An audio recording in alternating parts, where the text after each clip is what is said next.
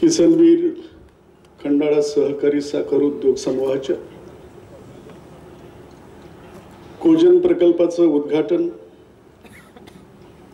इथं उभारण्यात येणाऱ्या गणेश मंदिराचं भूमिपूजन, हार्वेस्टर मशीनचा चावी प्रदान कार्यक्रम, साखर पोती पूजन, कोनशिला अनावरण आणि इथं संपन्न होणारा हा शेतकरी मेळावा,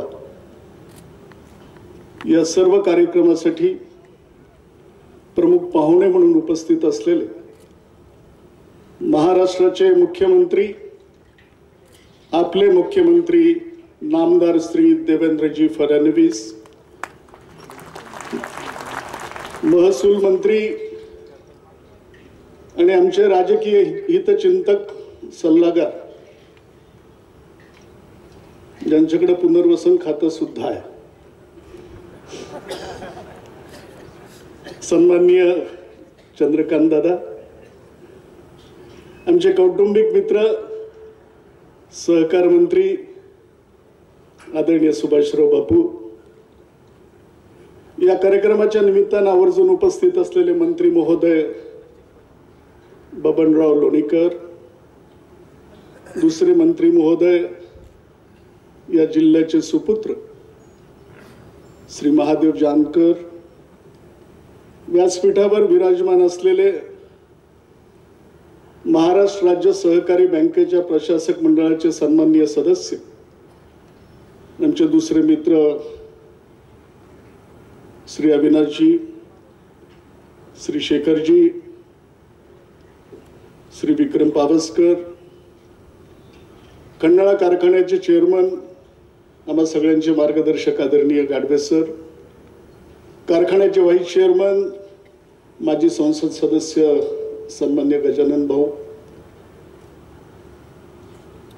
खंडाळा कारखान्याचे व्हाईस चेअरमन सन्मान्य विजी पवार, आमचे दुसरे मार्गदर्शक सन्माननीय प्रल्हादराव भाऊ, व्यासपीठावर वाई अर्बन बँकेचे चेअरमन, किसनवीर सहकारी साखर कारखान्याचे संचालक चंद्रकांत काळे, आमचे मित्र अनिल जाधव, जितेंद्र धरू, या कार्यक्रमाच्या निमित्तानं जिल्हाभरातून उपस्थित असलेले विविध पक्षाचे सर्व नेते, या तालुक्यातील, कारखान्याच्या परिसरातील आणि संबंध जिल्ह्याभरातील विविध संस्थांचे सर्व पदाधिकारी, जिल्हा परिषद, पंचायत समिती, नगरपालिका, ग्रामपंचायत, सोसायट्या आणि विविध सहकारी संस्थांचे उपस्थित असलेले सर्व पदाधिकारी, दोन्हीही कारखान्याचे सर्व सन्माननीय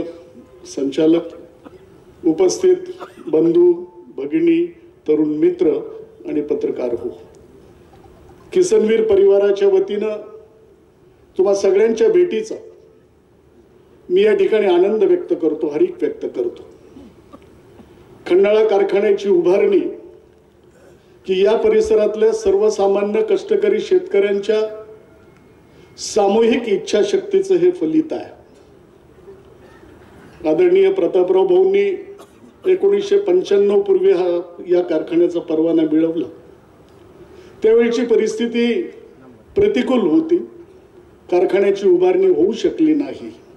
पण मला आनंद आहे, गाडवे सर असतील, बकाजीराव आबा असतील, या सगळ्या सहकार्याने तो परवाना, उपलब्ध असलेली जमीन आज तागायत संरक्षित आणि शाबूत ठेवण्याचं महत्त्वपूर्ण काम केलं. आघाडीच्या सरकारच्या कालखंडामध्ये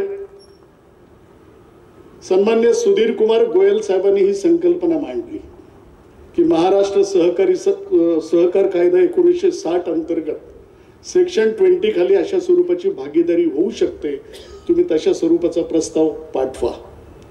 तो प्रस्ताव पाठवल्यानंतर तत्कालीन मुख्यमंत्री सन्मान्य पृथ्वीराज बाबा, स्वर्गीय पतंगराव कदम साहेब, तत्कालीन सहकार मंत्री हर्षवर्धन भाऊ, बाळासाहेब थोरात, बंटी पाटील आणि या सगळ्या संकल्पनांना आकार देणारे तत्कालीन साखर आयुक्त विजय सिंगल या सगळ्यांच्या सामूहिक प्रयत्नातून मदतीतून हा कारखाना आकाराला आला। ज्यांनी ज्यांनी उभारणीमध्ये मला सहकार्य केलं त्या सगळ्यांच्या प्रती मी या ठिकाणी कृतज्ञता व्यक्त करतो। पायाभरणीमध्ये या सगळ्यांची मदत निश्चित झाली, पण या सहकार्याच्या मंदिराचा कळस चढवत असताना माननीय मुख्यमंत्र्यांनी त्यांची सर्व टीम आम्हा सगळ्यांच्या सोबत असावी अशा स्वरूपाची भावना मी व्यक्त केल्यानंतर सन्माननीय मुख्यमंत्री आणि अनपेक्षितरित्या आणखी 2 मंत्री यांच्यासह आपण सर्वजण आलात, मला मनापासूनचा आनंद आहे। या कार्यक्रमाच्या निमित्तानं राज्य शासनाच्या प्रशासनामध्ये काम करणारे अनेक अधिकारी, जिल्ह्याच्या प्रशासनामध्ये काम करणारे सर्व अधिकारी, याही सगळ्यांचं मी मनपूर्वक स्वागत करतो, त्यांनाही मनापासून धन्यवाद देतो। देवेंद्रजी, माझी आपल्याला एक विनंती आहे, आम्ही भारत बलशाली करण्याचं जेव्हा स्वप्न पाहतो किंवा बोलतो, गेल्या 40 वर्षाच्या सार्वजनिक आयुष्यामध्ये वावरल्यानंतर जोपर्यंत ग्रामीण भाग समृद्ध होत नाही, शेतकरी समृद्ध होत नाही, तोपर्यंत राज्य आणि देश समृद्ध होण्याची कल्पना जर कोणी मांडत असेल तर ते खरं नाही। आज जर आपण बारकाईनं पाहिलं, योगायोगानं कापूस पांढरा, दूध पांढरं, साखरही पांढरी आहे, आणि या स्वच्छ सगळ्या स्फटिकासारख्या असणाऱ्या गोष्टींचे दिवस मात्र चांगले नाहीयेत। या सगळ्या गोष्टींना चांगले दिवस जर यायचे असतील तर शेतकऱ्याला बळकटी देण्याचं काम आपल्या सगळ्यांना करावं लागेल। मला जाणीव आहे, अनेक वर्षांच्या प्रयत्नानंतर महाराष्ट्रामध्ये किती क्षेत्र पाण्याखाली येणार आहे, ते जेमतेम 18% पाण्याखाली येणार आहे। याचा अर्थ 82% क्षेत्र हे निसर्गावर अवलंबून राहणार आहे। दूरगामी परिणाम करणारी धोरणं आणि ही सगळी परिस्थिती बदलेल कशी, शेती शाश्वत कशी होईल, शेतीमध्ये काम करणाऱ्याला आनंद कसा वाटेल की मी शेतकरी हे सांगायला अभिमान कसा वाटेल, अशा स्वरूपाचं काम तुमच्या हातून व्हावं ही आम्हा सगळ्यांची मनापासूनची अपेक्षा आहे। सन्माननीय गडकरी साहेब गमतीनं उल्लेख करतात की एखादा राजकीय स्पर्धक तयार झाला तर त्याला एखादा कारखाना काढून द्यावा, लागलं तर खिशातलं भाग भांडवल काढून द्यावं, तो एकदा कारखान्याच्या कामात गुंतला की आपला राजकीय मार्ग सुकर होत असं गडकरी साहेब म्हणतात। मध्यंतरी साताऱ्याच्या भाषणामध्ये त्यांनी असे उल्लेख केला की पूर्वजन्मी मी काय पाप केलं होतं तेव्हा कारखाना चालवायची माझ्यावर वेळ आली। मला वाटतं की बहुतेक आमच्या हातून 3 पाप घडले असावीत म्हणून सहकारातली 3 मंदिरं उभी राहिली। पण मला मनापासूनचा आनंद आहे, राजकीय यश अपयश याच्या पलीकडे जाऊन सर्वसामान्य माणसाला बळकटी देण्याच्या दृष्टीने सहकार्याचं हे काम पुढे नेत असताना मला मनापासूनचा आनंद आहे। साहेब, साखरधंदा अडचणीत आहे, खूप अडचणीत आहे। मला वाटतं की 2 दिवसापूर्वी मी FRP नसती दिली तर कदाचित आज तुम्ही आला नसता। सुदैवाने मी ते FRP देऊ शकलो, पण मला सांगायला या गोष्टीचा अभिमान वाटतो की माझ्या किसनवीर कारखान्याचं कार्यक्षेत्र 6 तालुक्यांचं 540 गावांचं 52,000 सभासद आहेत, पण इथला शेतकरी ज्या निष्ठेनं ज्या विश्वासानं आम्हा सगळ्यांच्या बरोबर राहिला त्या सगळ्या शेतकऱ्यांच्या चांगुलपणाला, कृतज्ञतेला, सांभाळून घेण्याच्या वृत्तीला मी मनापासूनचा सलाम करतो। तुम्हाला सगळ्यांना मनापासून धन्यवाद देतो। केंद्र शासनाचे मला एका गोष्टीसाठी मनापासून धन्यवाद मानायचे। मध्यंतरी केंद्र शासनानं साखरेला किमान आधारभूत किंमत म्हणून 2900 रुपये जाहीर केलं। ही जर मदत कदाचित केली नसती तर महाराष्ट्रातली सहकारी आणि खाजगी कारखानदारी पूर्णतः कोलमडून पडली असती अशी अवस्था होती। एक ढाल आम्हाला प्राप्त झाली, एक संरक्षण प्राप्त झालं। तर सन्माननीय मुख्यमंत्री महोदय साहेब, देशाची जर सरासरी आपण काढली तर 34 ते 35 रुपये हा 3500 रुपये हा क्विंटलचा उत्पादन खर्च आहे आणि आम्हाला साखर विकावी लागते 2900 रुपयांनी। 500 ते 600 रुपयाचं डेफिसिट आहे। हे डेफिसिट काढल्याशिवाय FRP देण्यामध्ये ज्या आज अडचणी उभ्या राहत आहेत त्याच्यावर जर मार्ग काढायचा असेल तर राज्य शासनाने जाणीवपूर्वक एकतर साखरेचा आधारभूत किंमत 34-35 वर नेण्याचा प्रयत्न आपण केला पाहिजे। मला माहिती आहे आपण केंद्र सरकारला पत्र दिलेलं आहे, पण मी आपल्याला विनंती करेन, प्रामुख्याने उत्तर प्रदेशचे मुख्यमंत्री योगीजी आणि आपण पुढाकार घेऊन केंद्र शासनाच्या पातळीवर शेतकऱ्यांच्या भल्यासाठी आपण कर्मयोगाची भूमिका बजवावी अशा स्वरूपाची अपेक्षा व्यक्त करणारा मी कार्यकर्ता. पूर्वीच्या कालखंडामध्ये उत्तर पूर्व राज्यामध्ये आपल्या इथून साखर मोठ्या प्रमाणामध्ये जात असे. आज परिस्थिती अशी आहे, आम्हाला ट्रान्सपोर्टचे चार्जेस परवडत नाहीत. युपीला ती राज्य जवळ पडतात. महाराष्ट्राचं सगळ्याच्या सगळं मार्केट युपी राज्यानं काबीज केलेले. रोज काही कंटेनर उत्तर पूर्व राज्यामध्ये जायचे. आज एखादाही कंटेनर 15-15 दिवस, महिने वर्ष जाताना दिसत नाही. तर ट्रान्सपोर्ट सबसिडीच्या संदर्भामध्ये काय करता येईल का याचाही विचार आपल्याला निश्चितपणानं करावा लागेल. दुर्दैवानं ऊसकरी शेतकऱ्यांच्या संदर्भामध्ये समाज धुरीण्यांच्या मध्ये संभ्रम आहे.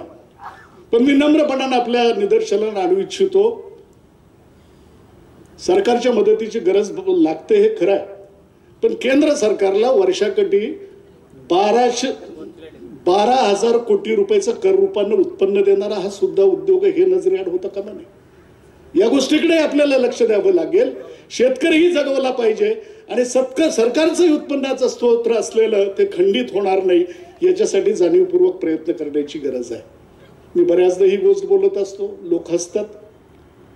साहेब, सेन्सस नुसार जर माहिती घेतली तर माणशी साधारण वर्षाला 22 किलो साखर लागते. दिवसाचा हिशोब केला तर साधारण 67 ग्रॅम साखर लागते.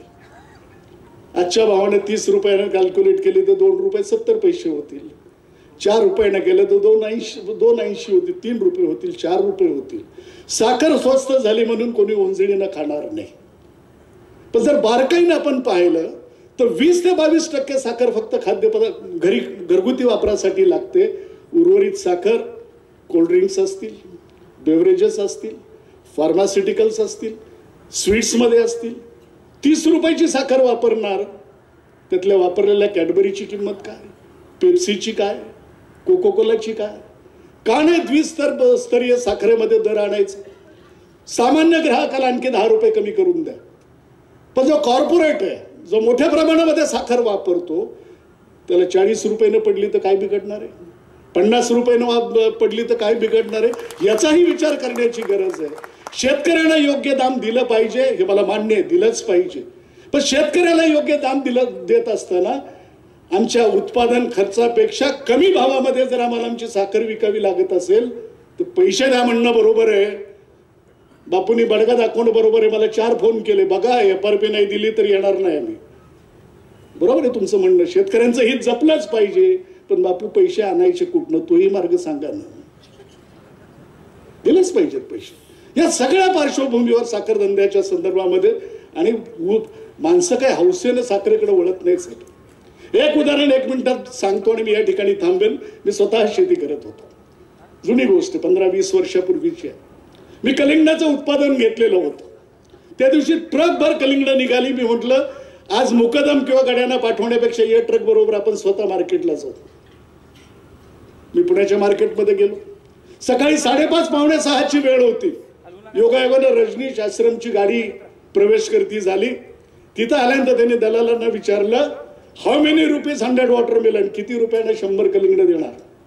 दलालांनी माझ्याकडे पाहिलं आणि दलालांनी सांगितलं 1200 रुपीज 100 वॉटरमेलन. ते म्हटले no this is too much, 1000. त्यांनी पुन्हा माझ्याकडे पाहिलं. म्हटलं ओके देऊन टाका. म्हटलं 100 कलिंगड 1000 रुपयाला विकली गेली. माझ्यातला कष्ट करणारा तेव्हाचा तरुण शेतकरी गणित मांडायला लागला, स्वप्न पाहायला लागला की आज जाताना आपण 30,000 रुपये 33,000 रुपये घेऊन जाणार. राहिलेले 2900 कलिंगडाचे नामे लावले ढीग. हे एकूण 100 कलिंगड 1000 रुपयाला विकली आणि राहिलेली 2900 कलिंगड साहेब 2300 रुपयाला गेली. 33,000 घेऊन येणारा शेतकरी 2300 रुपये घेऊन आला. काय करायचं शेतकऱ्याने. ही शाश्वती अन्य पिकामध्ये नसल्यामुळं जे शाश्वत पीक आहे, ज्याला विक्रीची व्यवस्था आहे, ज्याला निश्चित किंमत आहे, आणि म्हणून शेतकरी त्या ऊसाकडे वळतो. आम्हाला काही हौस नाही. दुसरी शेतीच परवडण्याची झालेली आहे. कारखान्यामध्ये कुटुंब प्रमुख म्हणून काम करत असताना पाहतो, मला पगार नका देऊ पण निदान लगीन होईपर्यंत तरी म्हणा की कारखान्यात माझ्या परमनंट आहे, लग्न झालं घरी पाठवा. ही शेतकऱ्यांच्यावर अवस्था काय यावी, या साऱ्या गोष्टींचा आपण गंभीरतापूर्वक विचार करावा अशा स्वरूपाची विनंती मी आपल्या सगळ्यांना करतो. मध्यंतरी केंद्र शासनानं इथेनॉलच्या संदर्भात धोरण ऐकतो, ही तक्रार नव्हे, पण वस्तुस्थिती आपल्या निदर्शनाला आणण्याची गरज आहे. 2 महिन्यापूर्वी टेंडर झाले, आम्हाला 2 कोटी लिटरचं टेंडर मिळालं. साहेब, BHEV-2 इथेनॉलला जाण्याची परवानगी आजही नाही मिळालेली. 2 महिने झाले इथेनॉल साठवून ठेवलेलं आहे. इथेनॉल साठवायचा कुठं असा प्रश्न आहे. टेंडर एका बाजूला मिळालेलं आहे आणि जर प्रशासकीय दिरंगाई होत असेल तर केंद्र शासनाचं इतकं सुरेख असलेलं धोरण त्याची योग्य अंमलबजावणी कशाने होणार आहे. तर या साऱ्या गोष्टींचा साकल्याने विचार करून सहकारातला उद्योग हा वाचला पाहिजे. तो मदन भोसलेच्या मालकीचा नाहीये. मी आज असेल उद्या नसेल, पण कष्ट करणारा जो शेतकरी आहे त्याच्या मालकीची ही इंडस्ट्री टिकली पाहिजे, त्याला पण संरक्षण दिलं पाहिजे, एवढीच अपेक्षा या निमित्तानं मी व्यक्त करतो. फार बोलणं संयुक्तिक होणार नाही. तुम्हाला जालन्याला जायचं याची मला जाणीव आहे आणि दोन्हीही मंत्री महोदय या ठिकाणी बोलणार आहेत. आमचे मंत्री सहकार मंत्री आहेत, दादा आहेत, दोघेही बोलणार आहेत. मी या सगळ्यांच्या साक्षीनं आपल्या उर्वरित कारकिर्दीला किसनवीर परिवाराच्या वतीनं मनपूर्वक शुभेच्छा देतो. आपली उर्वरित कारकीर्द आम्रवृक्षासारखी बहरलेली, डवरलेली, सदा हरित, समाजाला सेवेची सावली आणि विकासाची फळं देणारी ठरो, एवढीच अपेक्षा व्यक्त करून आपल्या इथे येण्याचं मनपूर्वक स्वागत करून मी आपली रजा घेतो. धन्यवाद. जय हिंद, जय महाराष्ट्र. दादाने खंत व्यक्त केली. मेक इन इंडिया म्हणत असताना गाव आणि शेतकरी केंद्रबिंदू मानायला पाहिजे आणि गाव आणि शेतकरी जोपर्यंत समृद्ध होत नाही तोपर्यंत मेक इन इंडियाचं स्वप्न साकार होणार नाही. ज्यावेळेस माझ्यासारख्या सामान्य कार्यकर्त्याला माननीय देवेंद्र फडणवीस यांनी सहकाराचा पदभार ज्यावेळेस दिला त्यावेळेस कालमंत्र दिलेलं आहे की सहकार समृद्ध करायचं आहे आणि सहकाराच्या माध्यमातून महाराष्ट्र समृद्ध करायचा आहे. ही भूमिका घेऊन मला जबाबदारी दिलेली आहे. आणि मदनदादा, आपल्याला पूर्ण माहिती आहे राज्यात जवळपास 22,000 विविध कार्यकारी संस्थांचं जाळं होतं. ही शेतकऱ्यांच्या खऱ्या अर्थानं कणा होता, पण त्यामधल्या जवळपास 50-55% विविध कार्यकारी संस्था बंद आहेत आणि केवळ 10,000 विविध कार्यकारी संस्था सुरू आहेत.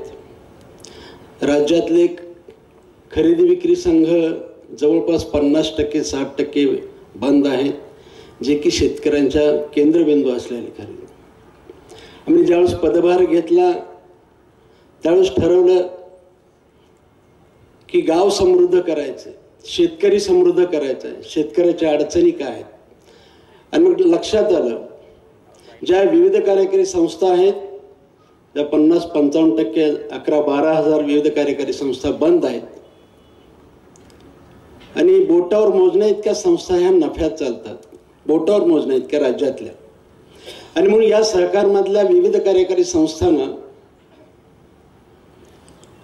या पदाधिकाऱ्यांना अधिकाऱ्यांना मार्गदर्शन करावं म्हणून श्रद्धेय अटलजी वाजपेयी यांच्या जन्मदिवसाचं औचित्य साधून 25 डिसेंबर 2016 पासून अटल महापणन विकास अभियान सहकारी संस्थांचं बळकटीकरण हा उद्देश ठेवून राज्यभर अनेक कार्यकर्त्यांना प्रशिक्षण देण्याचा प्रयत्न केला. सर्व संस्थांना ज्या उद्देशानं संस्था विविध कार्यकारी संस्था होत्या त्या सर्व विविध कार्यकारी संस्थांना त्यांची ताकद, त्यांची क्षमता, त्यांना घटनेनं दिलेला अधिकार हा सर्व या गोष्टीची जाणीव करून दिली. आणि मला सांगायला सार्थ अभिमान वाटतोय, पहिल्याच वर्षी या संस्थेने ग्रामीण भागामध्ये जवळपास 800 ते 850 विविध कार्यकारी संस्थांनी स्वतःचे व्यवसाय उभा केले, ग्रामीण भागामध्ये व्यवसाय उभा केला. दुसऱ्या वर्षी परत सुरू केलं. जवळपास 2000 या विविध कार्यकारी संस्थांनी स्वतःचे व्यवसाय सुरू केले. आणि मला खात्री आहे पुढच्या काळामध्ये ज्यावेळेस मी ह्या 2000 संस्था माननीय मुख्यमंत्री महोदयांच्या समोर सादरीकरण केलं की या विविध कार्यकारी संस्थेला कोणत्याही प्रकारचं अनुदान दिलेलं नव्हतं. आमचा ब्रीदवाक्यच होतं, अनुदानातून नाही योगदानातून या संस्था मोठ्या करायच्या. प्रत्येक ग्रामीण भागातला शेतकऱ्यांना सभासद करून घ्यायचं. दुर्भाग्यानं आपण येथे साक्षीदार आहात. ह्या विविध कार्यकारी संस्था या शेतकऱ्यांच्यासाठी आहेत, परंतु जे चेअरमन आहेत, अनेक ठिकाणचे चेअरमन, या ठिकाणचे नसतील पण अनेक ठिकाणचे चेअरमन फक्त कुणाला सभासद करतायत? 10 गुंठ्याच्या पुढच्या सर्व खातेदारांना सभासद करत नाहीत. करतात ते फक्त आपल्या पक्षाला, आपल्या गटाला सभासद. बरोबर? खरं आहे खोटं आहे? का मोठ्या आवाजात बोलायचं नाही? नाही, आज सुद्धा नाही. मी आज दाव्यानं सांगतो, पावसकर साहेब खरं आहे का? मला असं वाटतं की ह्याचं जरा चिंतन केलं पाहिजे. माझ्या सर्व विविध कार्यकारी संस्थे चेअरमनला विनंती आहे, प्रत्येक खातेदाराला 10 गुंठ्यापेक्षा जास्त जमीन आहे त्याला खातेदार करून घ्या. प्रत्येक खातेदाराला कर्ज देण्याची सुविधा करा. आज या विविध कार्यकारी संस्थेला, या शेतकऱ्यांना ह्या संस्था ह्या आपल्या वाटत असतात, त्यांना राष्ट्रीयकृत बँक आपली वाटत नाही. आणि म्हणून ह्या संस्था जर सक्षम झाल्या तर मला असं वाटतंय की हे गाव समृद्ध झाल्याशिवाय राहणार नाही. मी मग सांगत होतो की माननीय मुख्यमंत्री महोदयांना 2000 संस्था या विना अनुदानातून नाही, स्वतःच्या पायावर उभा केल्यावर माननीय मुख्यमंत्र्यांनी पुढच्या काळामध्ये 5000 संस्थांचं उद्दिष्ट दिले. याच्यात कुठलाही पक्ष वगैरे ठेवलेला नाही. खरं म्हणजे एखादे मुख्यमंत्री राजकीय जर विचार करत असते तर त्यांनी म्हणले असते ह्या संस्था बंद पडायला लागल्या, चांगलं झालं, ह्या आपल्या विचाराच्या नाहीत. पण दिलदार मुख्यमंत्री केवळ केंद्रबिंदू शेतकरी आहे, केवळ सहकारी संस्था केंद्रबिंदू आहेत, ह्या मांडल्यामुळे त्या सर्व संस्थांचं बळकटीकरण करावं हा हेतून माझ्यावर 5000 संस्थांची जबाबदारी दिलेली. आणि माझ्या सर्व शेतकरी बांधवांना सुद्धा आग्रह करतोय, आपण या विविध कार्यकारी संस्थेचे सभासद व्हा. तुम्हाला जिल्हा मध्यवर्ती बँकाही पैसे देतात. राज्य सहकारी बँक सुद्धा आता आर्थिकदृष्ट्या सक्षम झालेली आहे. राज्य सहकारी बँक सुद्धा या विविध कार्यकारी संस्थेला बिझनेस करस्पॉन्डंट म्हणून आपल्याला मदत करायला तयार आहे. ज्या ज्या शेतकऱ्यांना, ज्या ज्या विविध कार्यकारी संस्थांना आपल्याला कर्ज मिळत नाही, राजकीय द्वेषापोटी जर मिळत नसेल, त्याला राज्य सहकारी बँक नक्कीच सहकार्य करायला एक पाऊल पुढं येईल अशी अपेक्षा करतो. पण आपण सगळ्यांनी त्याचा लाभ घेतला पाहिजे. मी आपल्या मदनदादांना विनंती करतो या निमित्तानं. खरं म्हणजे काल त्यांनी सांगितलं मला, परवाच्या दिवशी FRP दिलेली आहे. मलाही जाणीव आहे की कारखान्याची FRP देत असताना अडचण आहे, पण दादा मुख्यमंत्री महोदयांनी आपल्या सहित 5 मंत्री आपल्याकडे आणलेले आहेत. आपणही त्यांना शुभेच्छा दिलेल्या आहेत. पुढच्या शुभेच्छा देत असताना आपल्याला मी विचारतो, बाहेरून शुभेच्छा दिलेल्या बरं का आत राहून शुभेच्छा दिलेल्या बरं? आणि ज्यावेळेस आम्हाला पुढचे मुख्यमंत्री म्हणून माननीय देवेंद्र फडणवीस पाहिजे त्यावेळेस इथला लोकप्रतिनिधी पाहिजे का नाही?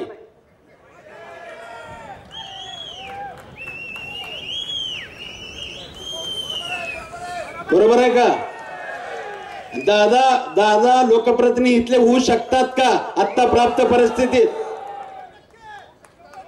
आताच्या प्राप्त परिस्थितीमध्ये मदन दादा इथले लोकप्रतिनिधी होऊ शकतात का? अरे बाबा, जागा कशा आहेत आघाडीचं युद्ध? आता जागा कुणाला आहे?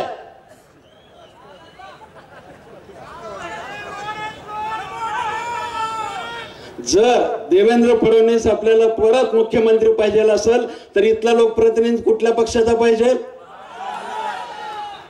मग तुम्हाला कोणता माणूस पाहिजे तुम्हाला निवडून यायला? मग दादाला जरा आग्रह करा की जरा, मग आता जरा दादा भाजपमध्ये जाऊ द्या का नको? नक्की दादा आता तर बघा, ज्याला ज्याला वाटते दादा आमदार व्हावेत भाजप मधून त्याने हात वर करा बर.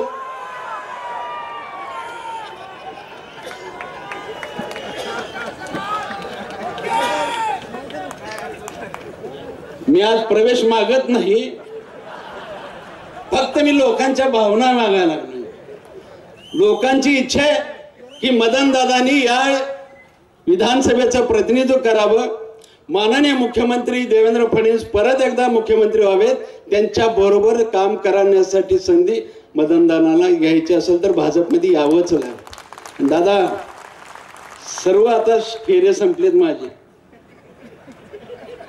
3-4 फेरे झालेत माझे आता सगळे. म्हणजे सर्व कार्यकर्त्याला विचारून झालंय, आपल्या कुटुंब परिवारात सगळ्याला विचारून झालंय, आता जे खरे तुमचे समर्थक होते त्यांनाही विचारून झालंय, आता सर्व झालेलं आहे. आता लवकर निर्णय घ्यावा, बरोबर ना? तर सर्वांनी निर्णय घ्यायचं ठरवलेलं आहे. मला खात्री आहे आपण या जनतेच्या भावनेचा आदर कराल आणि लवकरच माननीय मुख्यमंत्री महोदय बोलवून आपण प्रवेश कराल, बरोबर ना? नक्की. खूप खूप धन्यवाद, शुभेच्छा, धन्यवाद. जय हिंद, जय महाराष्ट्र. सामाजिक कार्यकर्ता कसा असावा, कितीही अडचणीत असलं तरी त्याचं हास्य, त्याचं हसू चेहऱ्यावरचं जाता कामा नये, असे सतत हसतमुख आणि आपल्या प्रत्येकाच्या कुटुंबाचे सदस्य माननीय मदनदादा, व्यासपीठावर उपस्थित सर्व मान्यवर, कारण माननीय मुख्यमंत्री महोदयांना जालन्यातला एक कार्यक्रम करून पुन्हा मुंबईत वेळेत पोहोचायचं आहे. व्यासपीठावर सर्व मान्यवर व प्रचंड मोठ्या संख्येने उपस्थित बंधू आणि भगिनींनो, आज खरं म्हणजे एका बाजूने 2 दिवसापूर्वी माननीय मुख्यमंत्री महोदयांनी एक निर्णय केला की साधारणतः मार्चच्या पहिल्या आठवड्यामध्ये आचारसंहिता लागेल, त्याआधी राज्यात आपण जी प्रचंड विकास कामं दिली त्याची उद्घाटनं पूर्ण झाली पाहिजे. त्यामुळे महिनाभर कोणीही एका व्यासपीठावर दोघांनी जायचं नाही, प्रत्येकाने आपापल्या भागातली कामं करा, उद्घाटनं करा. पण मदनदादांवर त्यांचं प्रेम इतकं की त्यांनी 1 नाही 2 नाही एकूण 4 मंत्र्यांना आपल्याबरोबर आणलं. याचं कारण मदनदादांचा त्यांचा जुना स्नेह, मदनदादांवर त्यांचं असणारं प्रेम, आणि त्यामुळे एका अर्थाने आम्ही सगळे कसे तुमच्या पाठीशी उभे आहोत असं दाखवण्यासाठी ते एकटे आले नाहीत, तर बरोबरीने सगळ्यांना बरोबर घेऊन आले. आणि त्यामुळे ह्या सगळ्या आगामी काळातल्या वाटचालीला मी खूप खूप शुभेच्छा देतो. ज्या वेळेला 2014 साली सरकार आलं त्यावेळेला अनेकांच्या भुवया उंचावल्या. एक तर BJPचं सरकार, त्यात मुख्यमंत्री फडणवीस, म्हणजे आता हे पूर्ण सहकाराचा वाटोळ करून टाकला. आणि अनेकांनी हे गृहीतच धरलं की आता आपापल्या सहकारी संस्था बंद करून आणखीन काय उद्योग करायचा का बघूया. परंतु मुख्यमंत्र्यांचं एक वैशिष्ट्य आहे, ते कशावरही रिॲक्ट होत नाही, अतिशय शांतपणे आपल्याला जे करायचं ते करत पुढे जातात. आणि गेल्या 4 वर्ष आता क्रॉस झाली, 4 वर्ष 2-3 महिने झाल्यानंतर त्यांनी त्यांच्या कर्तृत्वाने, त्यांच्या कामाने दाखवून दिलं की एकनेक सहकार संस्था टिकेल कशी, ती वाढेल कशी, असं त्यांनी प्रयत्न केला. म्हणजे कारखाने तर येवाना बंदच व्हायला पाहिजे होते ना. 19 रुपयापर्यंत खाली साखर होती, मी सहकार मंत्री होतो. पण माननीय मुख्यमंत्री 10 वेळा दिल्लीमध्ये गेले, 2400 कोटी रुपयाचं कर्ज आणलं विना व्याज, 5 वर्षाचं रिपेमेंट शेड्यूल ठरलं, 5 वर्षामध्ये 2400 कोटीचं व्याज होतं 1100 कोटी. हे 1100 कोटी रुपये माननीय मुख्यमंत्री महोदयाने राज्याच्या तिजोरीतून भरण्याचा निर्णय केला. आणि त्यामुळे 19 रुपयापर्यंत साखर खाली येऊन सुद्धा FRP पूर्ण देता आली. उत्तर प्रदेशमध्ये गेल्या वर्षी काही हजार कोटींची FRP राहिली, आपल्याकडे गेल्या वर्षी 57 कोटी FRP राहिली. ती यवना बापूंनी कमी केली असेल. यावर्षीची थोडी अडचण आहे, ती पण गेल्या आठवड्याभरात संपत झाली. बापूंनी बडगा उगारला आणि गेल्या आठवड्याभरामध्ये 3600 कोटी रुपयाची FRP शेतकऱ्यांना मिळालेली आहे, बाकी मिळेल. आणि त्यामुळे गेल्या 4-4.5 वर्षामध्ये जे वाटत होतं की हे सहकार मोडून टाकणार आहे ना, सहकार काही कळत नाही, ग्रामीण भागावर यांचं राजकारण करत, त्यांचं सगळं शहरी भागावर आहे, मेट्रो करणार. पण त्यांनी मेट्रो करण्याच्या बरोबरीने मुख्यमंत्री ग्रामसडक योजना आणली आणि त्यातून गावातलं रस्त्यांचं जाळं पूर्ण पक्क करत आणलं. कारण जोपर्यंत गावातलं रस्त्यांचं जाळं पक्क होत नाही तोपर्यंत शेतकऱ्याचा माल लवकर मार्केटमध्ये येणार नाही. आणि त्यामुळे एक अनेक निर्णय सांगता येतील की ज्या निर्णयातून सहकार मजबूत कसा होईल. त्यांना हे नीट माहिती आहे की एक सहकारी संस्था उभी राहिली की त्याभोवती 10-20 गावं उभी राहतात. आणि त्यामुळे वारंवार दिल्लीमध्ये प्रयत्न करून 29 रुपयाला जो किमान दर आहे की ह्याच्या खाली कोणी साखर विकायची नाही, हा निर्णय झाला नसता तर यावर्षी कारखाने चाललेच नसते. आणि त्यामुळे ठिबक सिंचनाचा विषय असू देत की अधिकाधिक कारखान्यांना मदत करून ठिबक सिंचन वाढवणे, आणि सगळ्यात महत्त्वाचं म्हणजे या सगळ्या साखर उद्योगाला त्यावेळेची आर्थिक पॅकेजेस देणं, अशा सगळ्या बाजूंनी साखर उद्योग कसा समृद्ध होईल. कारण साखर उद्योग समृद्ध झाला तर शेतकऱ्याच्या उसाला FRP मिळणार. एकच उदाहरण मी तुम्हाला देतो, माझं बोलणं संपवतो की की आता सूर्यप्रकाशामधून वीज जी निर्माण व्हायला लागली ती पडते सरकारला ₹3.25 रुपयाला, आणि आता ज्याचं आपण उद्घाटन केलं त्याच्यातून निर्माण होणारी वीज जी आहे ती सरकारला घ्यावी लागते ₹5 रुपयाला. कोण असं वेडा व्यापारी असेल हो की ₹3.25 रुपयाला वीज मिळत असताना ₹5 रुपयाला घ्यायची? पण मुख्यमंत्र्यांनी निर्णय केला की 150-200 कोटी रुपये आणि कोजनरेशनमध्ये घातले आहेत. यांचे हप्ते वसूल होणार नाहीत, कारखाने विकावे लागतील, आणि म्हणून ऊर्जा मंत्र्यांना त्यांनी कन्व्हिन्स केलं की ज्यांचे कोजनरेशनचे प्रकल्प पूर्ण झालेले आहेत त्या सगळ्यांची वीज आपल्याला पूर्वीसारखी 6.5-7.5 घेता येणार नाही, पण ₹5 रुपयांनी घेतली पाहिजे. ₹2.25 प्रति युनिट लॉस सहन करतोय आपण का? तर हे कोजनरेशन नीट चाललं की नुसत्याच साखर उद्योगावर कारखाना चालणार नाही. कोजनरेशन चाललं पाहिजे, इथेनॉल चाललं पाहिजे, आणि ह्या सगळ्या गोष्टी नीट करत असताना त्या कारखान्याने प्रशासन नीट केलं पाहिजे. राज्यातले 25 कारखाने असे आहेत की ते ह्या परिस्थितीमध्ये नीट चालतात, कारण त्यांनी अतिशय उत्तम प्रशासन, कारखाना स्वतःच्या घरचा चालवा तसं चालू. मदनदादांचंही तसंच आहे, आणि त्यामुळे एका बाजूने आपल्या तिजोरीला चाट करून मारवून माननीय मुख्यमंत्री महोदयाने सातत्याने हा उद्योग वाचवण्याचा प्रयत्न केला, कारण त्यांना हे माहिती आहे की कारखाना वर दिसत असतो, फायदा सामान्य शेतकऱ्याला होत असतो, आणि कारखाना वाचला तर सामान्य शेतकरी वाचेल. आगामी काळात सुद्धा खूप गोष्टी त्यांच्या डोक्यात आहेत, खूपशा गोष्टी दिल्लीशी जोडलेल्या आहेत. आता मदनदांनी असं म्हटलं की साखरेचे 2 दर ठरवावे, ते गेले 20-25 वर्ष आपण मांडतो. प्रॅक्टिकली हे कसं शक्य आहे हे अजून काही कोणाला उलगडत नाही. त्याच्यातून काळा बाजार वाढेल, 15 रुपये किलोवाली सामान्य माणसाची साखर कोकोवाला घेऊन जाईल. हे प्रत्येक गोष्टीला काही ना काहीतरी व्यावहारिक अडचणी असतात, त्यातून मार्ग काढत सगळे पुढे चाललेले आहेत. 4-4.5 वर्ष जे ढासळलं होतं ते नीट लावण्यामध्ये गेली. तुम्ही सगळेजण पुन्हा एक चान्स देणारच आहात, तेव्हा बाकीच्या उरलेल्या गोष्टी सुद्धा करू असा शब्द देतो आणि माझं बोलणं संपवतो.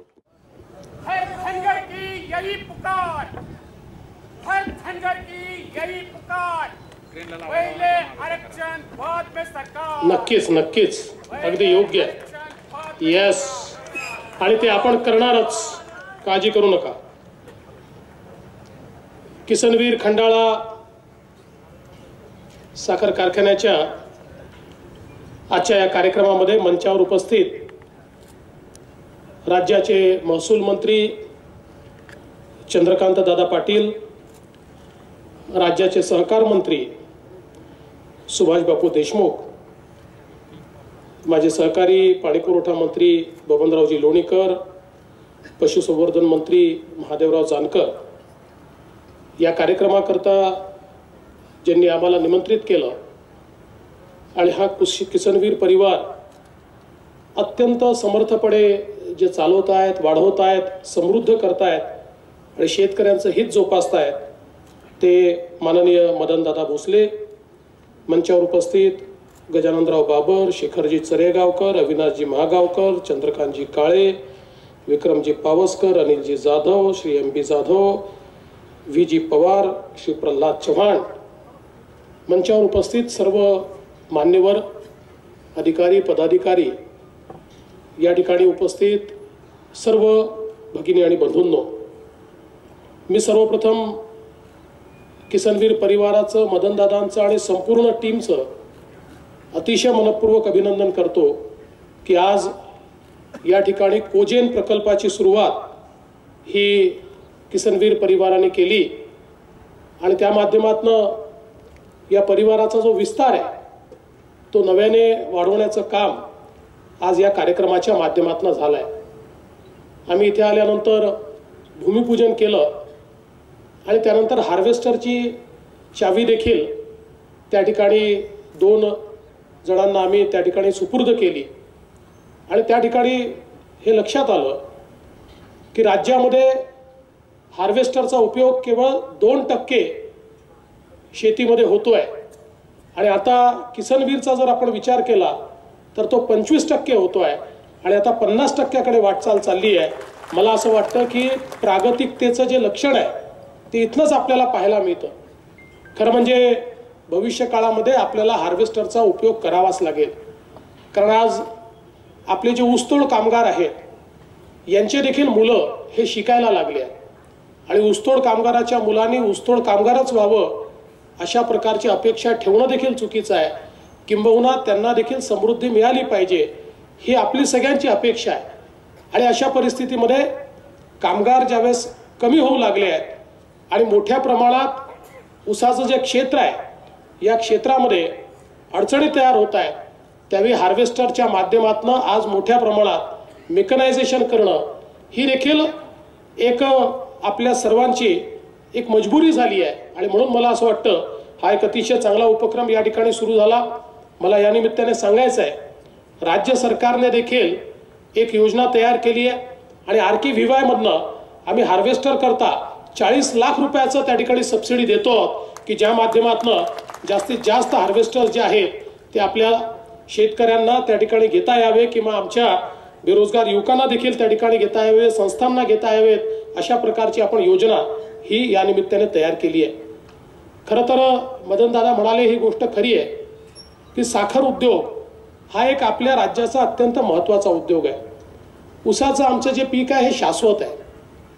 पाऊस जास्त झाला, एखाद्या गारपीट झाली तरी देखील हे पीक बऱ्यापैकी सस्टेन होतं आणि त्यामुळे जी व्होलेटॅलिटी आपल्याला इतर पिकांमध्ये दिसते तशा प्रकारची ऊसाच्या पिकामध्ये आपल्याला दिसत नाही. आणि खऱ्या अर्थानं ऊसाच्या संदर्भातली सगळ्यात महत्त्वाची गोष्ट जर काही असेल तर आपण नेहमी असं म्हणतो की शेतकऱ्याच्या हातात बाजार असला पाहिजे. शेतकऱ्याला त्याच्या मालाचा भाव केव्हा मिळेल जर बाजारावर त्याचा कंट्रोल असेल. आज आपण बघतो की बहुतांश मालाच्या बाबतीत बाजारावर शेतकऱ्याचा कंट्रोल नाही आहे. पण ज्यावेळी आपण एखाद्या मालावर प्रोसेसिंग सुरू करतो त्यावेळी प्रोसेसिंगमुळे त्याचा जो बाजार असतो तो शेतकऱ्याच्या हातामध्ये येतो. आणि ऊस कारखानदारीनं सगळ्यात महत्त्वाचं जर काही केलं असेल तर ऊस कारखानदारीनं शेतकऱ्याच्या हातामध्ये ऊसाचा बाजार दिलाय. आज FRPच्या माध्यमातून त्या ठिकाणी हमीभाव मिळतोय. कारखाने चालवायचे असतील तर कारखानदारांना हा ऊस घ्यावाच लागेल आणि त्यामुळे आता हा जे काही नातं तयार झालाय त्या नात्यामुळे हा जो बाजार आहे हा कारखानदारांच्या हातापेक्षा शेतकऱ्यांच्या हातात आता मोठ्या प्रमाणात गेलाय. आणि म्हणून हे जे काही ऊसाचं अर्थकारण आहे या अर्थकारणातनं मी असं म्हणत नाही की आमचा शेतकरी खूप समृद्ध झाला, पण मी असं नक्की म्हणेन की आमच्या शेतकऱ्याला एक स्थैर्य या माध्यमातून लाभलेलं आहे. आणि म्हणूनच आपल्या सरकारनं देखील सातत्याने ऊस कारखानदारी, साखर कारखानदारीला कशा प्रकारे मदत करता येईल हा प्रयत्न या ठिकाणी केला. एकीकडे शेतकऱ्याची FRP तर दिलीच पाहिजे आणि दुसरीकडे एकूण बाजारपेठेतली जी अवस्था आहे आपण बघतो की आज देखील आंतरराष्ट्रीय बाजारपेठेमध्ये साखरेचे भाव हे आपल्या भारतातल्या बाजारपेठेपेक्षा 1100 रुपयांनी कमी आहेत. त्याच्यामुळे आपल्याला डोमेस्टिक मार्केटशिवाय आज त्याचा पर्याय दिसत नाही. जर एक्सपोर्ट करायचं असेल तर एक्सपोर्ट अनुदानाशिवाय ते एक्सपोर्ट करता येत नाही. वेगवेगळी जी राज्य आहेत, ब्राझील सारखा देश आहे, या देशामध्ये खरं म्हणजे साखरेचे भाव आज ठरतात. त्यामुळे साखरेचे भाव हे ठरवण्याचा अधिकार आंतरराष्ट्रीय बाजारपेठेला आणि दुसरीकडे ऊसाचे भाव ठरवण्याचा मात्र अधिकार हा कायद्याने आपल्या समितीला. त्यामुळे ऊसाचे भाव आपण ठरवतो पण जो एंड प्रॉडक्ट आहे साखर त्याचे भाव आपण ठरवत नाही. आणि म्हणून त्यातनं एक मोठी तफावत तयार होते. एकीकडे शेतकऱ्याला FRP देताना कारखान्यांना देखील बऱ्याच अडचणींचा सामना करावा लागतो. पण ज्याचा उल्लेख दादांनी केला, ज्याचा उल्लेख बापूंनी केला, सुरुवातीला दादांकडे खातं होतं मग बापूंकडे खातं होतं. मी या दोन्ही मंत्र्यांचं मनपूर्वक अभिनंदन याकरता करेन की गेल्या 4 वर्षामध्ये महाराष्ट्र एक असं राज्य आहे की ज्या राज्यांनी 95-97% जास्त FRP दिली आहे. मागच्या वर्षी तर 99% FRP ही आम्ही या ठिकाणी दिलेली आहे. देशाच्या कुठल्याही राज्याने 50% जास्त FRP त्या ठिकाणी दिलेली नाही. पण महाराष्ट्रामध्ये 99% FRP ही शेतकऱ्याला अदा करण्याचं काम आपण केलेलं आहे. आणि हे करताना थोडी सक्ती आम्ही जरूर केली पण त्यासोबत कारखान्यांना मदत करण्याचं धोरण देखील आम्ही ठेवलं. 2000 कोटी रुपयाचं पॅकेज आम्ही दिलं, सॉफ्ट लोनचं पॅकेज दिलं, केंद्र सरकारचं पॅकेज दिलं. केंद्र सरकारने यावर्षी 13,000 कोटी रुपयाचं पॅकेज दिलं. एक्सपोर्ट सबसिडी आपण दिली. वेगवेगळ्या प्रकारे ही मदत आपण त्या ठिकाणी केली आणि त्या मदतीच्या माध्यमातून आपल्याला FRP कशा प्रकारे देता येईल हा प्रयत्न देखील आपण केला. राज्य सहकारी बँक असेल तर त्याच्या माध्यमातून आपल्याला जास्ती उचल कशी देता येईल हा प्रयत्न आपण केला. जे कारखाने अडचणीत होते त्या अडचण्यांना थोडं आउट ऑफ द वे जाऊन काही मार्ग काढून काही हमी देऊन आपल्याला परत लोन कसं देता येईल याचा प्रयत्न आपण केला. आणि मोठ्या प्रमाणात हे सगळे कारखाने या ठिकाणी चालले पाहिजेत, ते सुरू झाले पाहिजेत असा प्रयत्न देखील आपण केला. पण हे सगळं करत असताना आज एक गोष्ट आपल्याला लक्षात घ्यावी लागेल की भविष्य जे आहे ते असंच असणार आहे केवळ साखरेच्या भरोशावर साखर कारखानदारांनी चालवणं हे आता अत्यंत कठीण आहे. सरकार मदत करू शकते, पण सरकारची देखील मदत करण्याची एक क्षमता आहे. आणि ज्या प्रकारे आंतरराष्ट्रीय बाजारपेठेतली परिस्थिती आपल्याला दिसते आहे त्यानुसार साखरेचे भाव आंतरराष्ट्रीय बाजारपेठेत एक कालचक्र आहे. 3-4 वर्षातनं कधीतरी चांगले होतात, पण 2-3 वर्ष ते इतके खाली येतात की त्यातनं खूप अडचणी आपल्याला त्या ठिकाणी त्याचा सामना करावा लागतो. आणि म्हणून केंद्र सरकारने काही महत्त्वाचे निर्णय घेतले. एकतर सगळ्यात महत्त्वाचा निर्णय ज्याचा उल्लेख केला, मी स्वतः केंद्र सरकारकडे गेलो होतो आणि केंद्र सरकारला आम्ही सगळ्यांनी विनंती केली की आजपर्यंत मिनिमम सेलिंग प्राइस ही जी कायद्यातली तरतूद आहे या तरतुदीचा अवलंब कधीच झालेला नाही. आणि म्हणून आम्ही त्यांना विनंती केली की जर मिनिमम सेलिंग प्राइसचा अवलंब तुम्ही केला तर साखर धंद्यातले जे इंटरमिजिएटरी आहेत, जे प्राइस व्होलेटॅलिटी आणतात, जे भावामध्ये बदमाशी करतात आणि ज्यांच्यामुळे कारखानाही अडचणीत येतो आणि शेतकरी अडचणीत येतो. आणि म्हणून अशा प्रकारची ही जी काही अवस्था आहे ही जर टाळायची असेल तर कायद्यामधली मिनिमम सेलिंग प्राइसची जी काही तरतूद आहे ती तरतूद तुम्ही अवलंबित करा आणि त्यातनं आपण मिनिमम सेलिंग प्राइस, मिनिमम विक्रीची किंमत ही ठरवा. आणि देशाच्या इतिहासात पहिल्यांदा केंद्र सरकारने 29 रुपयाची त्या ठिकाणी प्राइस ठरली आणि त्या माध्यमातून आज खऱ्या अर्थानं साखरेचे भाव जे काही स्थिर आहेत किंवा एका लिमिटपर्यंत आपल्याला दिसून राहिले आहेत ते जर नसते तर 22-23 रुपयाच्या वर हे साखरेचे भाव गेले नसते आणि अक्षरशः सगळे कारखाने आमच्या अडचणीत आले असते.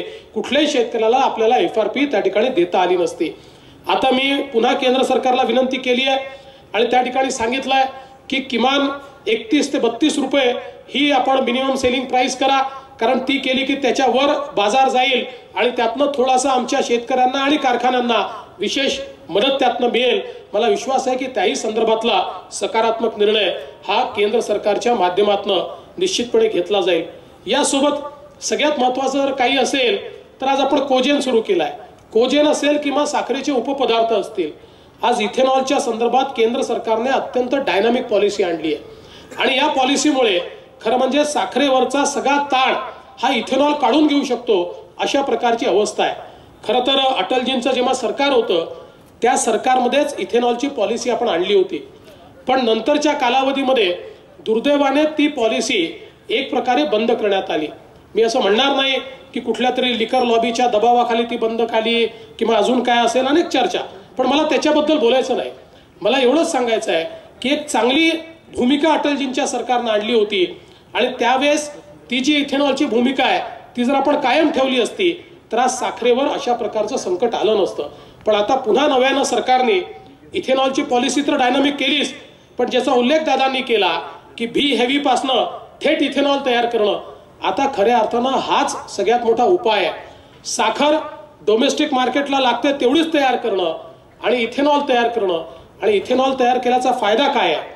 फायदा एवढाच आहे की आज पेट्रोल डिझेलमध्ये आपण 8 लाख कोटी रुपये परकीय चलन त्या ठिकाणी घालवतो. इतकं मोठं इम्पोर्ट आपण पेट्रोल डिझेलचं करतो, पण तेच पेट्रोल डिझेल इथेनॉलच्या रूपानं आमच्या शेतकऱ्याच्या शेतीमध्ये जर तयार झालं तर शेतकऱ्याला देखील त्या ठिकाणी भाव मिळेल आणि त्यासोबत देशाचं परकीय चलन वाचेल. आणि हे जे अन्य देश जे पेट्रोल डिझेल तयार करतात, ऑइल तयार करतात आणि सातत्याने भाववाढ करतात, यांना देखील आपल्याला त्या ठिकाणी सांगता येईल की तुमच्या भरोशावर आता आम्ही नाही आहोत, आमचा शेतकरी त्या ठिकाणी पेट्रोल डिझेल इथेनॉलच्या रूपानं तयार करतोय, त्यामुळे तुम्ही जर किंमत वाढवली तर तुमचं ऑइल घेण्याची आम्हाला आवश्यकता नाहीये, आम्ही आमच्या शेतकऱ्याच्या शेतीतनं त्या ठिकाणी हे इथेनॉल तयार करू शकतो. त्यामुळे अतिशय चांगलं काम, राष्ट्रीय कार्य देखील त्या माध्यमातून होणार आहे, परकीय चलन देखील वाचणार आहे. आणि हे परकीय चलन जर वाचलं तर शेतकऱ्याच्या हिताकरता, गरिबाच्या हिताकरता आपल्याला अनेक योजना त्यातनं तयार करता येतील.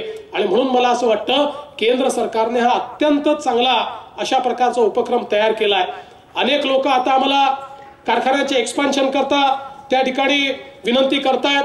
एकीकडे साखरेची अवस्था, दुसरीकडे एक्सपान्शन. आणि म्हणून मग आम्ही खूप त्याच्यावर विचार केला.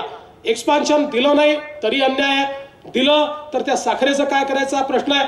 आणि म्हणून आम्ही आता साधारणपणे बापू त्या संदर्भात उचित घोषणा लवकरच करतील, पण आम्ही साधारणपणे आता या संदर्भातला विचार करतोय की एक्सपान्शनची परवानगी आम्ही देऊ, पण त्याच्यामध्ये आम्ही अट टाकू की एक्सपान्शन करणाऱ्यांनी बी हेवी पासून इथेनॉल तयार करावं, जेणेकरून उसाला भाव मिळेल, शेतकऱ्याचा फायदा होईल आणि साखरेचा जो प्रश्न आपल्यासमोर उभा राहतो तो प्रश्न देखील उभा राहणार नाही.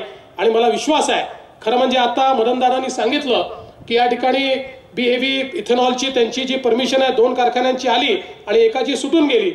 मी लगेच त्या संदर्भात निर्देश देईल आणि दादा 2 दिवसामध्ये तुमच्या हातामध्ये ती परवानगी येईल अशा प्रकारचं मी आपल्याला निश्चितपणे सांगतो. कारण एकीकडे तुम्ही इतकं चांगलं काम करत असताना तुम्ही BHEV पासनं त्या ठिकाणी इथेनॉलची निर्मिती करताय, म्हणजे आमच्या डोक्यावरचं बर्डन कमी करताय आणि शेतकऱ्याला फायदा देताय.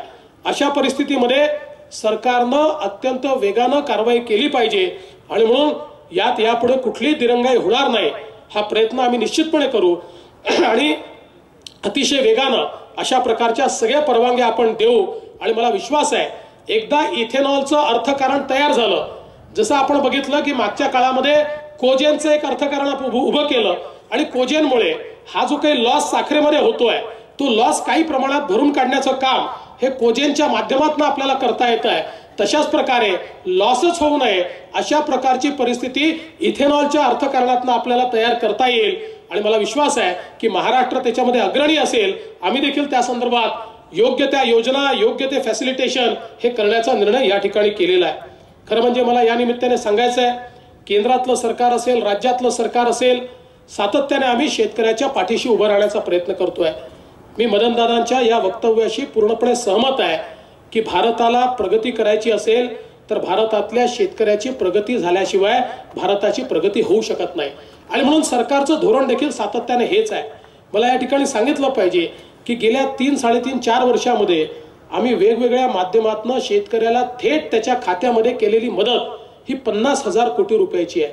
ही मदत आपण जर तुलना करून बघितली तर यापूर्वी कधीही एवढी मदत झाली नाही. इतकी मदत शेतकऱ्याच्या थेट खात्यामध्ये आम्ही केलेली आहे. त्यासोबत मोठ्या प्रमाणामध्ये सिंचनाचे प्रकल्प असतील, अगदी सातारा जिल्ह्यातल्या किंवा पश्चिम महाराष्ट्रातले जे सगळे बंद पडलेले प्रकल्प होते, या प्रत्येक प्रकल्पाला त्या ठिकाणी चालना देऊन ते सुरू करून त्याचं काम आम्ही सुरू केलं, त्याला पूर्ण पैसा दिला आणि त्या प्रकल्पांना आज आम्ही लॉजिकल एंडला नेतोय, ते प्रकल्प पूर्ण करतोय आणि लाखो हेक्टर जमीन ही आम्ही त्या ठिकाणी ओलिताखाली आणतोय. त्यामुळे मोठ्या प्रमाणात शेतीमध्ये गुंतवणूक करण्याचं काम आपण सुरू केलंय. जलयुक्त शिवारच्या माध्यमातून आज सातारा जिल्ह्यातला जो काही दुष्काळी भाग आहे या भागामध्ये देखील बागायती शेती, शाश्वत शेती कशी करता येईल हे आपल्याला आज पाहायला मिळत आहे. खटाव माण सारख्या भागामध्ये किंवा अगदी सोलापूर जिल्ह्याच्या सांगोल्यामध्ये आपण त्या ठिकाणी जाऊन जर बघितलं तर जलयुक्त शिवारमुळे मोठ्या प्रमाणात शाश्वत पाण्याची व्यवस्था आपण करू शकलो आणि त्यातनं आज बागायती त्या ठिकाणी आपल्याला बगीचे तयार झालेले दिसतात. वेगवेगळ्या प्रकारचं म्हणजे अगदी ऍपल बेर एक्सपोर्ट करण्याचं काम, जिथे माळरान होतं तिथनं ऍपल बेर एक्सपोर्ट करण्यापर्यंत किंवा डाळिंब एक्सपोर्ट करण्यापर्यंत आज आमचा शेतकरी चाललेला आहे. आणि म्हणून आम्ही सातत्याने हा प्रयत्न केला की आपल्याला शेतकऱ्याला त्या ठिकाणी जर सक्षम करायचं असेल तर केवळ मदत आणि पुनर्वसनच्या माध्यमातून होणार नाही, आपली शेतीतली गुंतवणूक वाढवली पाहिजे.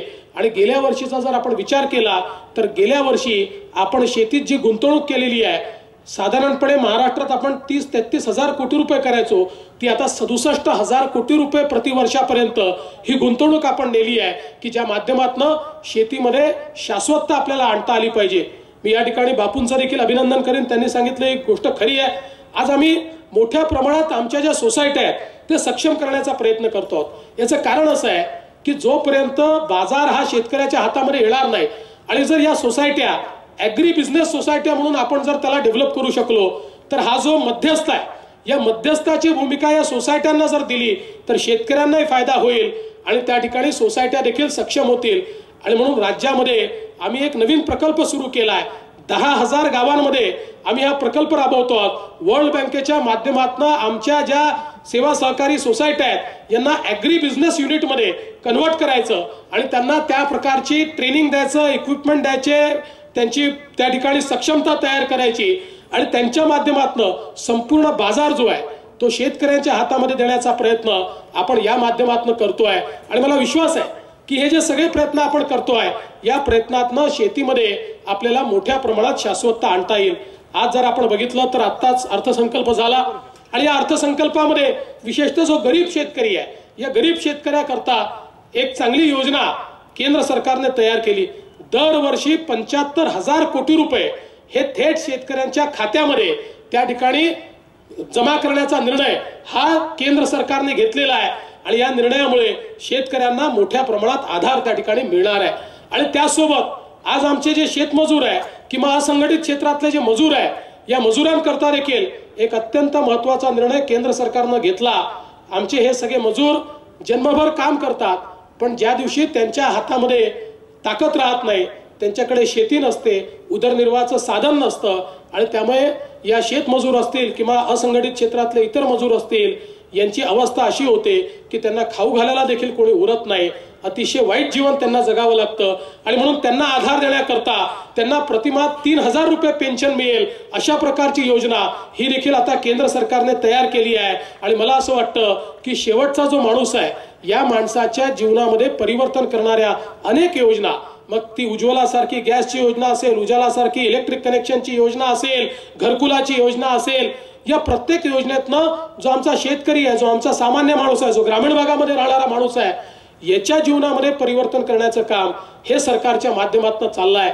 आणि मला अत्यंत आनंद आहे की आपल्यासारखी मंडळी दादा या सगळ्या प्रयत्नांमध्ये खूप आपलं देखील या सगळ्या कामातनं सहकार्य आम्हाला मिळतं, कारण शेवटी अशा प्रकारची एक संस्था जेव्हा उभी राहते त्यावेळी त्यातनं संपूर्ण ग्रामीण अर्थकारण या ठिकाणी उभं राहतं।